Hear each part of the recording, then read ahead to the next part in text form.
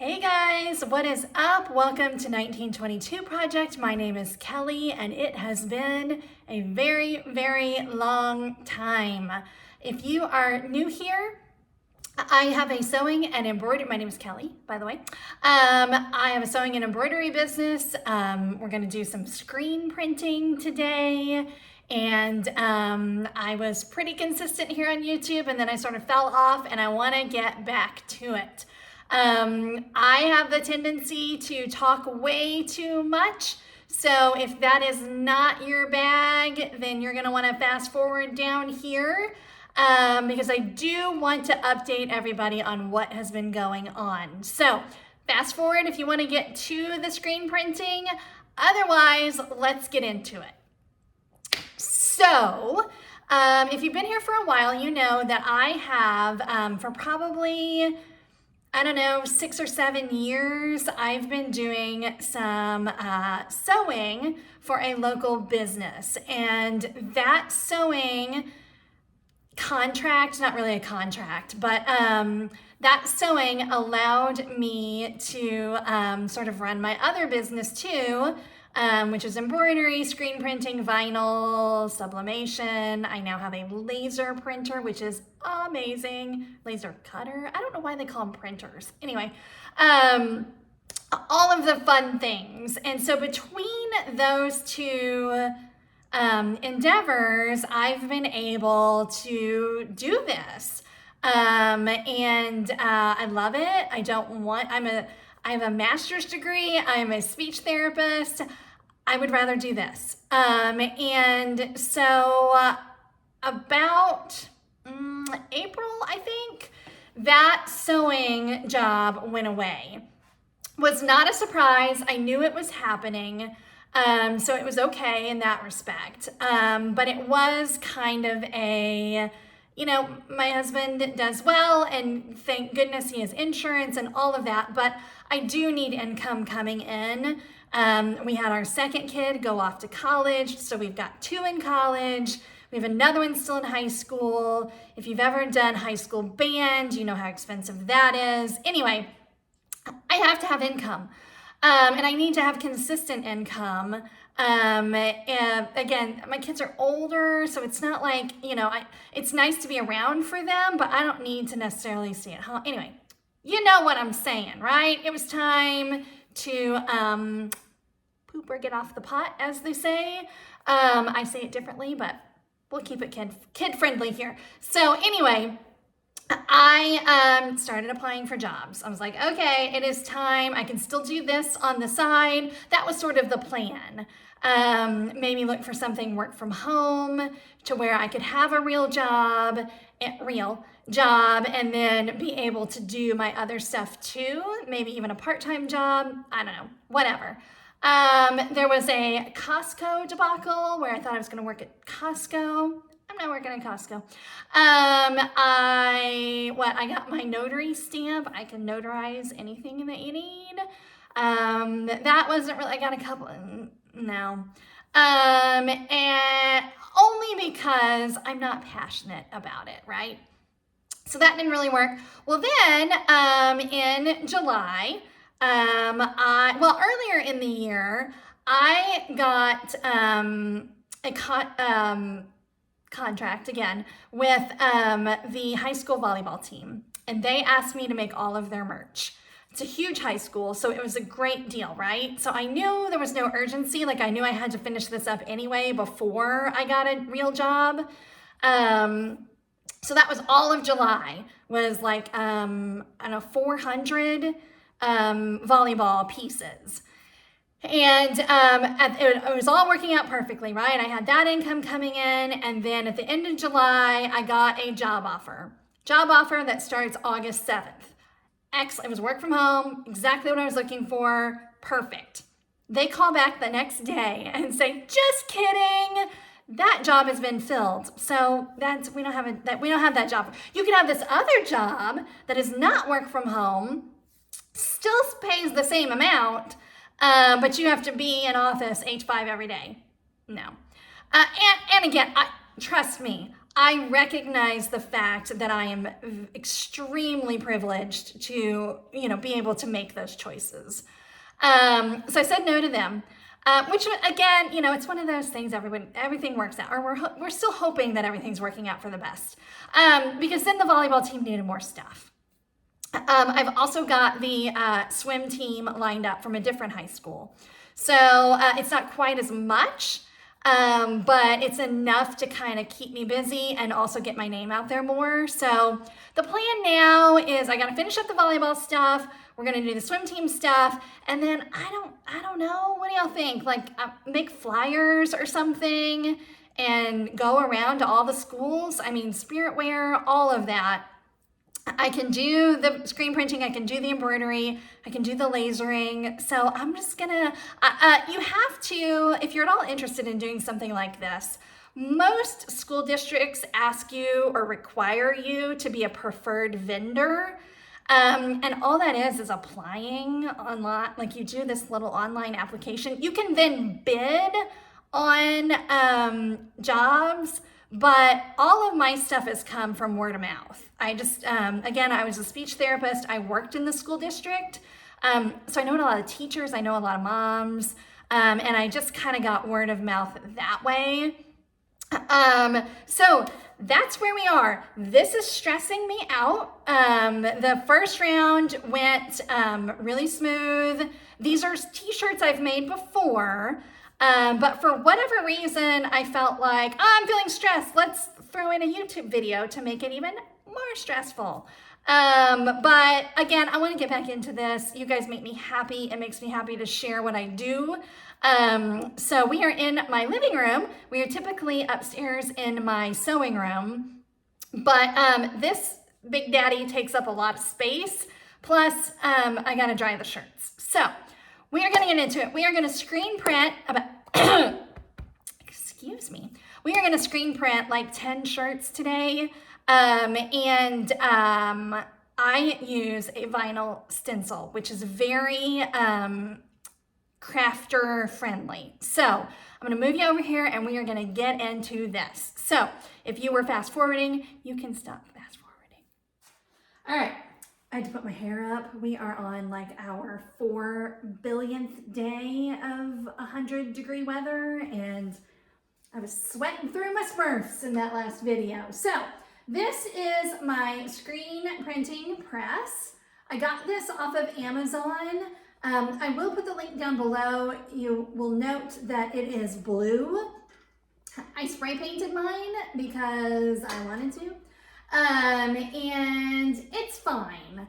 If you do research online, lots and lots of people are going to tell you that this is awful. And I think because I've never used a different kind of press, it's fine by me. I mean, it gets the job done. Now, I will say, it's what's called a 4-color, 1 station. Yeah. 1 station, so you can load up 1 shirt at a time, but you can do up to 4 colors. I will say that I've not been very successful. I've done multiple colors on 1 shirt, and I've had success with that. It just has to be not extremely precise. That could very well be my own limitations and not the limitations of the press. I often kind of just get frustrated and say, forget it. But for like 1 or 2 colors, especially one color, this thing is great. And you can get one, I had one that was just a 1 color, 1 station. And I used that for a long time. It was great. I ended up selling it and getting this one instead. Happy I did. Again, it's the cheapest. It gets the job done. Just like anything else, you have to be patient and you have to kind of learn as you go. And I've learned so much. If I have the opportunity to use a much, higher quality one, am I going to think that this sucks? Maybe, but I never have. This is all I've used. So anyway, and then we have a screen. This is just a speedball screen. And again, Amazon. You can get them at like Michael's, maybe Hobby Lobby. No, you can't get them at Hobby Lobby. Yeah, Hobby Lobby. I don't even know that you can get them at Michael's. Maybe. I get these off of Amazon because they're bigger. The ones that you can buy locally are a little smaller, and they're just not, those will work. They don't really work very well on a press. They're not long enough because you need to be able to lay this down and get like your design higher up on your shirt. So the shorter ones don't really get you to where you need to be, and you can't really adjust this to get it to where you need to be. So we got our screen.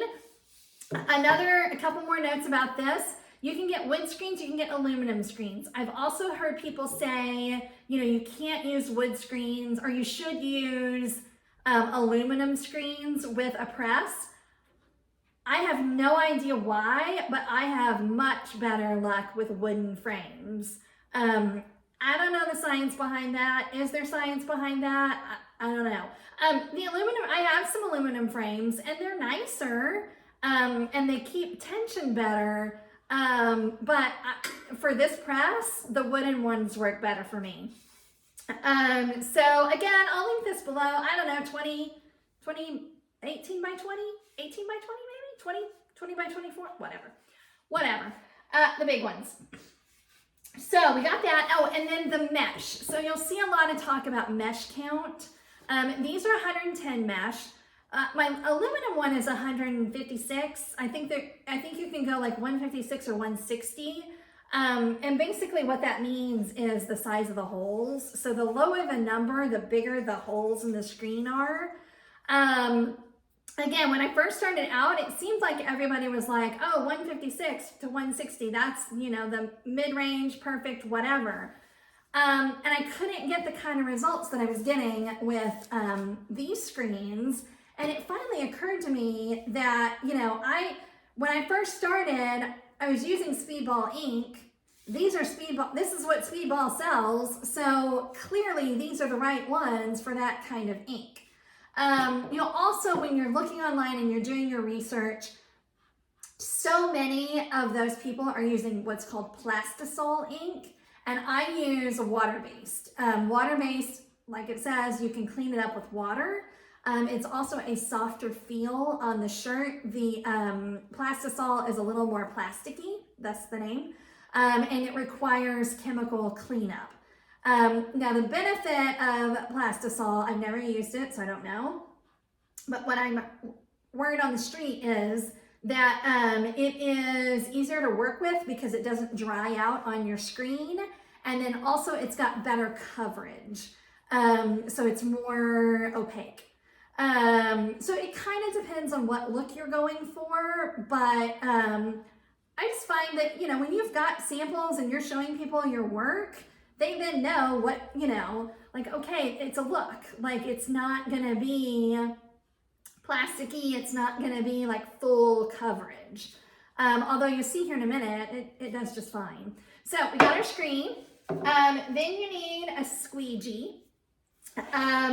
Same deal. So these are what Speedball will give you. Like, let me find another one. So if you do, like if you buy a Speedball kit, or you go to like a local store, this is what you're gonna find. If you're watching other YouTube videos of the pros, they're using something more like this, which has got a square. It's kind of more square here. And this is more rounded. This is also bigger, and you do kind of want you want a squeegee that's bigger than your design. That is not what we're going to do today. Why? Because I hate these. I don't, again, that's what everybody uses. This is what the pros use. These work, and I like these. So that's what we're using. The drawback of these is they're kind of short.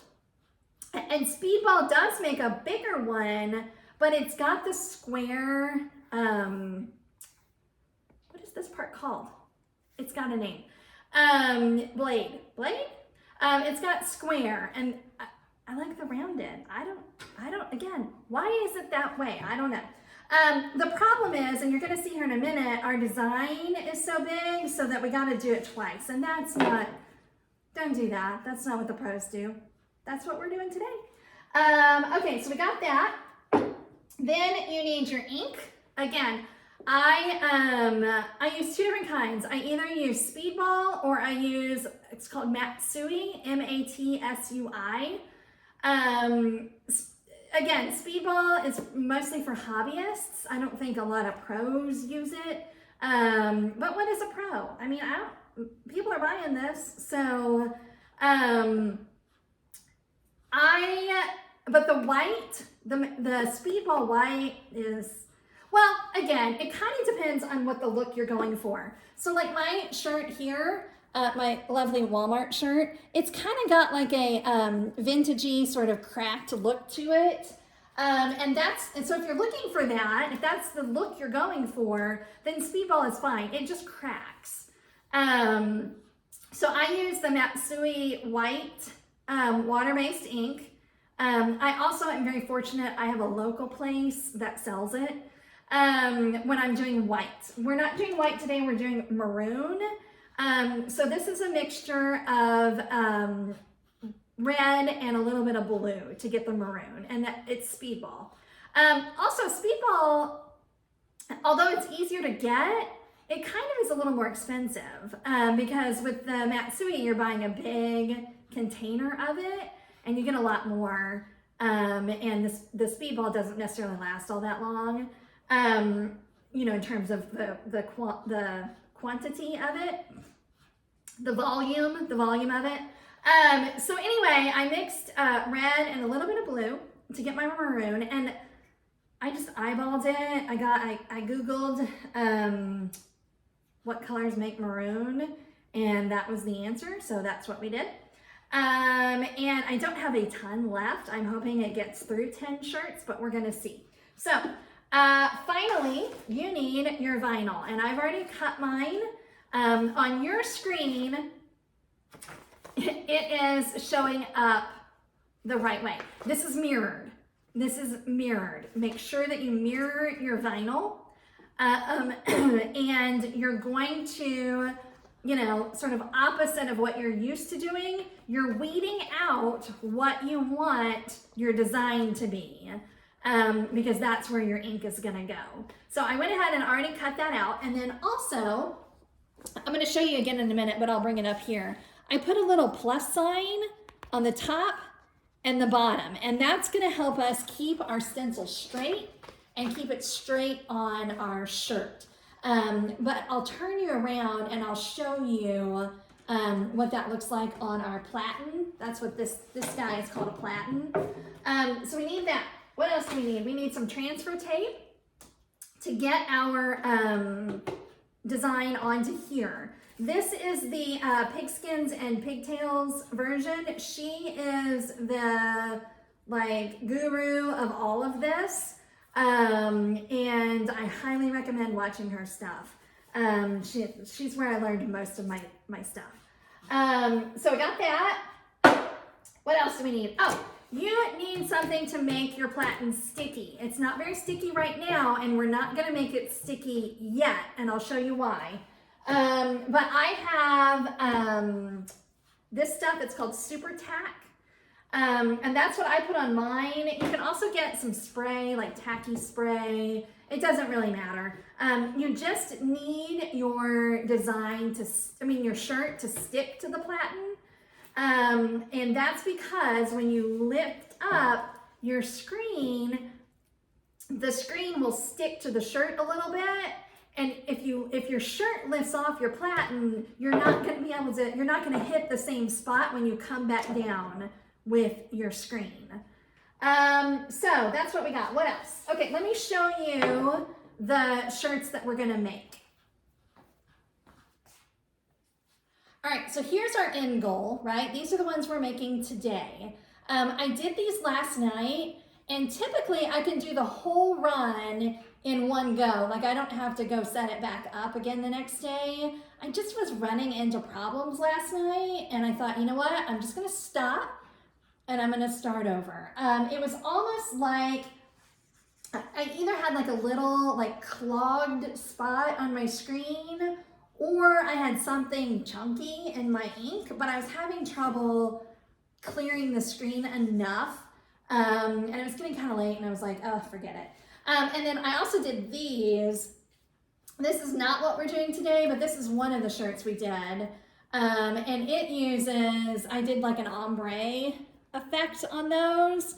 And I love them. It was kind of one of those things when I did it, I was like, well, they're either gonna love these or hate these. I actually think they're probably pretty indifferent about them, but I love them. Okay, so let's turn around and take a look from above here. All right, we're not quite up above, but close enough. So you can see on my platen here that I have drawn a line down the center. And then what I've done is I've measured out where I want the collar of my shirt to go when I put it on the platen. And then I've also got a mark here that indicates where this first cross of my registration mark is gonna go. So it's gonna go right there. Obviously I haven't put the transfer tape on yet, but so that will go there. And then this second mark lines up here. And all I did was I loaded up a shirt, I put the collar where it was gonna be comfortable for me, and then I marked it, and then I decided how far down I wanted it to go. And then when I put my cross there, I measured, you know, between here and here. So a little bit of setup, but once you get that dialed in, then it's no big deal. And there's no like standard to that. It's just wherever you want it to go. You know, we typically do what, 4 fingers down from the collar, and load it up like this is how I get there. So that's my platen. I also, you can't see it, but I also have some clear contact paper on here. It just makes cleaning up, because this sticky residue will get too much lint on it, and you'll need to clean your platen at some point. And peeling up that contact paper makes it so easy. So what we're gonna do, before we even put our transfer tape on, is I'm gonna load up my screen. So all you do, I'm not sure that you guys can see this, but you've just got, you know, these dials right here.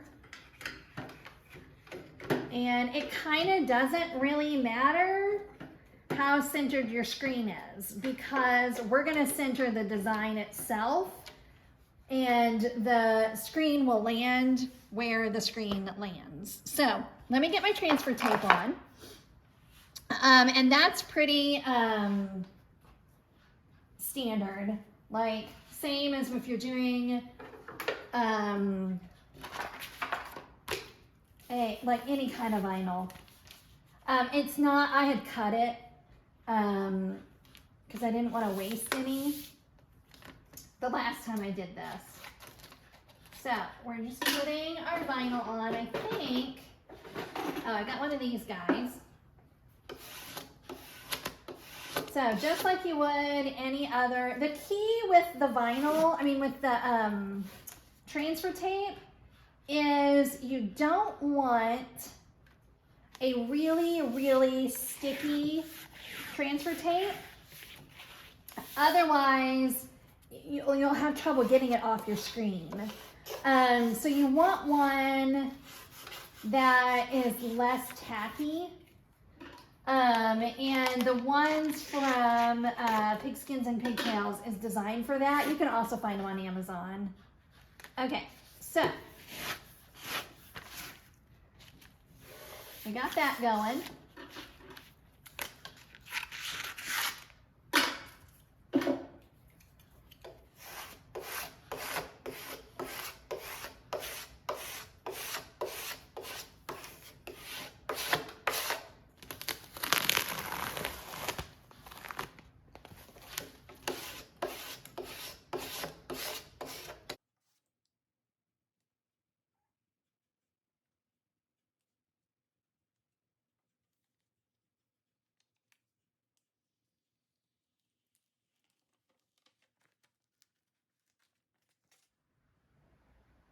Okay, so now we've got our vinyl sticky side up, and we're gonna turn it. So see, you can see my platen is a little too sticky right now, but it'll be all right. So again, we're lining up our crosshairs. Now at this point, you don't have to be super precise. You want to be as precise as you can be. But this transfer tape is a little hard to see through. So I just kind of do my best. You can kind of see it lightly, the Sharpie. But again, if it's not perfect, there's opportunity to make it better. So we got that, we got that, and then all we're gonna do is lay this down and get that to stick. Now again, this is why we haven't put our super tack on our platen yet, because you're gonna see it sticks a little bit, but if you go slow, you can pull it up, and then we're gonna take it back off. So we take it back off, and you get your little, where's my doohickey? You know what I mean? The guy that rubs this, that's what she said.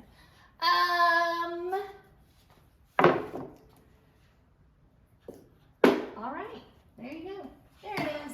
Okay, so I have this little side table over here, and that's typically where I would do this, just to avoid the stickiness of the platen, but just so that you guys can see, it's better to have it on a hard surface.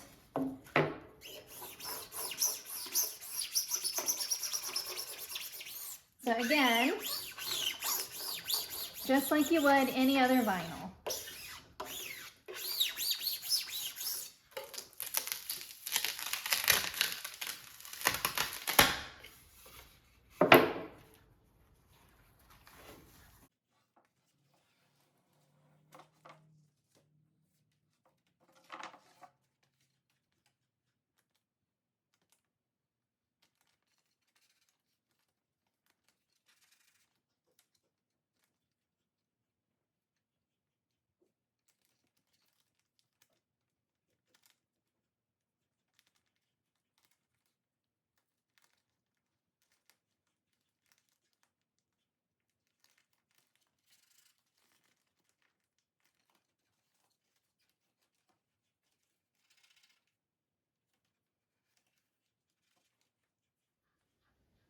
I had to take that over to a hard surface to get it to finish up.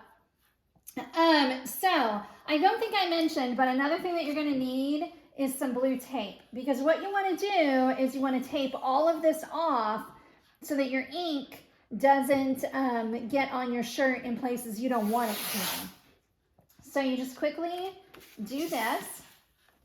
And I know this all seems like a lot of setup, but the way I look at it is A, I'd rather do this than weed a bunch of vinyl. B, I like the way screen printing feels more than vinyl. And C, you know, the people, the big guys or whatever, people using plastisol, or well, people using water-based too, they burn what's called burning screens. I don't have the equipment to do it. Again, nor do I want the cleanup. I don't want the chemical cleanup of getting all of the emulsion off of these screens. Am I being wasteful by using all of this blue tape? Yeah, sure. But it's just a trade-off. It's which you prefer. Again, if you are new here, I am a big fan of doing whatever works best for you.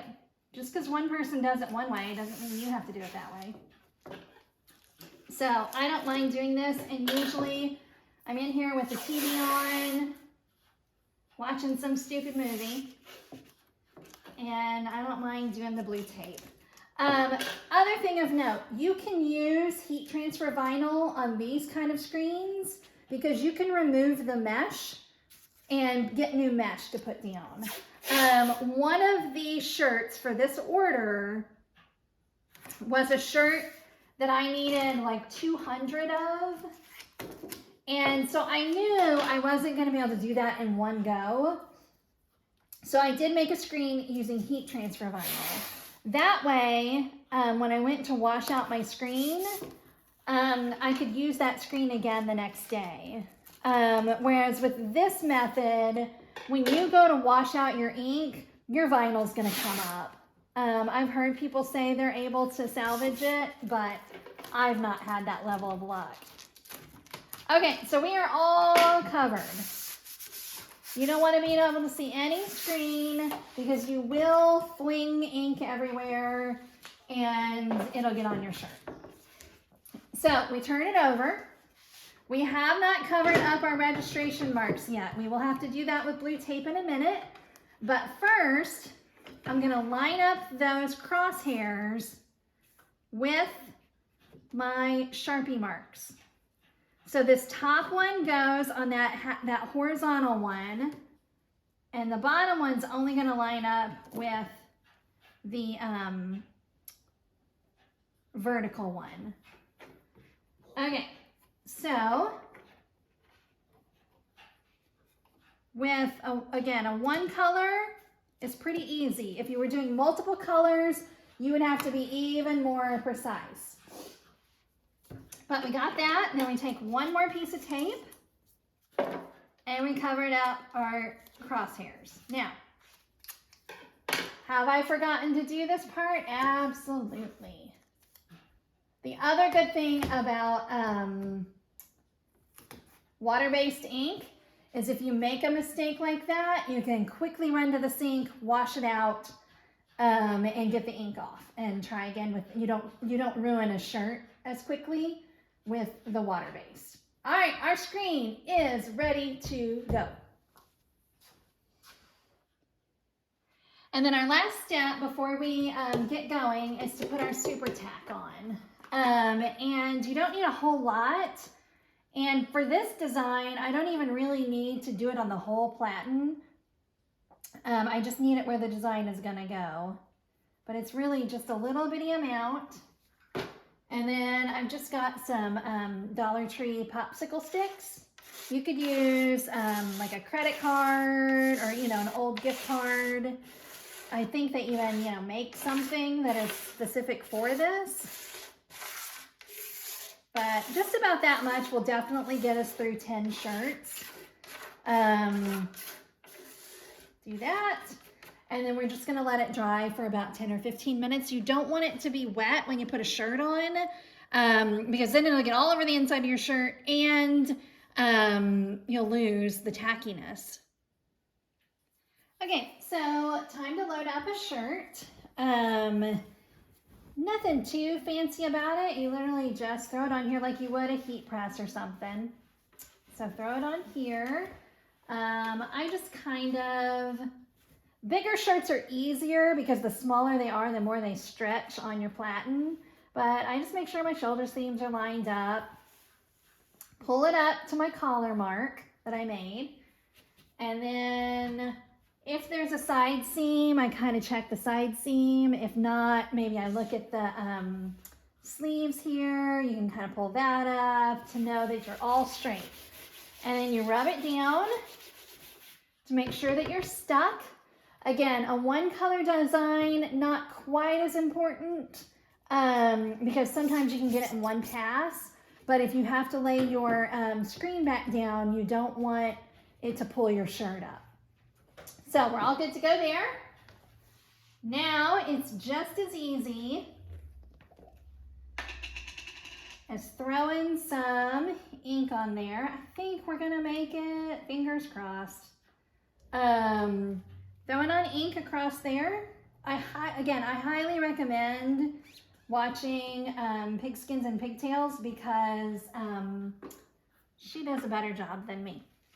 What I do is I do this first. Now, this is a technique that's really, I think mostly, okay, this is what happened last night. I must have something on this squeegee because I just got or there's something in my ink. There might be something in my ink. Got a little piece of dried ink there. All right, got that off. So I cover my design with ink first. That's gonna do two things. It's gonna keep your screen from drying out with this ink. And also, I just get a smoother finish. So, load that up, then come back, and you want it at about 11 o'clock, and you just do this. Now, I can already tell you my R didn't get covered. I'm trying to conserve ink. Okay, there we go. All right, so we do that. And again, this is why you want a squeegee that's wider than your design, so you don't have to go over it so many times, but that's not what I have. So I'm kind of checking it real quick. Everything looks good except for that R, which I didn't have covered. Now I will say I do like the Matsui ink better. This is just what I had. I get a smoother result with the Matsui, and I don't typically have to go over it twice.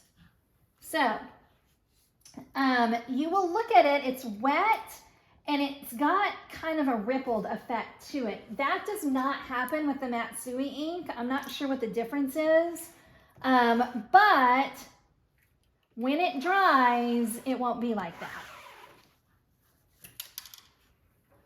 So speaking of drying, and you can kind of put your, well, here's what I do. So again, I put more ink on here so that it stays wet and it doesn't dry in the little holes of the screen. So we're gonna load it up for the next shirt. If you were just doing one shirt, you would be done. And then you can lay your thing there and it'll kind of catch. And then we just triple check that there are no mistakes, because again, if there's a mistake, we're gonna run this under the sink and be done with it. So your first one is gonna stick to your platen quite a bit, but then they stop after a while. So we're gonna dry this. We're gonna load up another shirt and we're gonna keep going. All right, we did it. You gotta kind of move fast so I didn't film a whole bunch of it. There's my old dog. And so I did 10 of them, and what I'm gonna do now, well, first of all, I'm gonna go clean my screen. Let me show you that. So again, this is kind of the beauty of water-based ink, is really all you gotta do is throw it in your sink and rinse it off. So, and you wanna do this quickly. I'm not sure if you guys can hear me okay. You want to do this quickly or else that ink will dry on your screen and it'll clog it and you won't be able to use it again. So just go through, rinse it off, take off all your blue tape and your vinyl, and then it's ready to be used again. All right, I am all cleaned up and ready for my next one. A couple of things. First of all, these need to dry. Preferably for about 24 hours. I've done it sooner than that, and that's fine. But I usually let them dry overnight. If you can absolutely buy a dryer that will speed up that process and do it for you. That's just a cost I'm not wanting to incur right now. But you let them dry, and then you have to heat press them. They have to be heat set, and that's 320 for 40 seconds. And then it's done. And what's really cool about the heat pressing is that any sort of bubbling or roughness you have when you heat press them, that all goes away. It's like magic. So anyway, what else? What else do we have to talk about? So they dry, we heat press them, they're done. This is how I do it. There's a million different ways to do it. You do what works best for you. I will pick these up because I have cats. And I'm gonna hang them up, heat press them, and then we're good to go. I am so excited to be making videos again. If there's anything that you guys wanna see, my next one is gonna be white on a maroon shirt, and there is a little, you have to do white a little bit differently, so if you guys wanna see that, let me know. I'm gonna keep doing embroidery videos. I think my next video might be a laser video, because they wanted some water bottles, and I've got more of those to do. So whatever you guys want to see, let me know. I'm excited to be back. I've had some questions on older videos that I haven't been answering, but I promise to start answering questions again. And I hope you guys have a fantastic day. Thanks. Bye.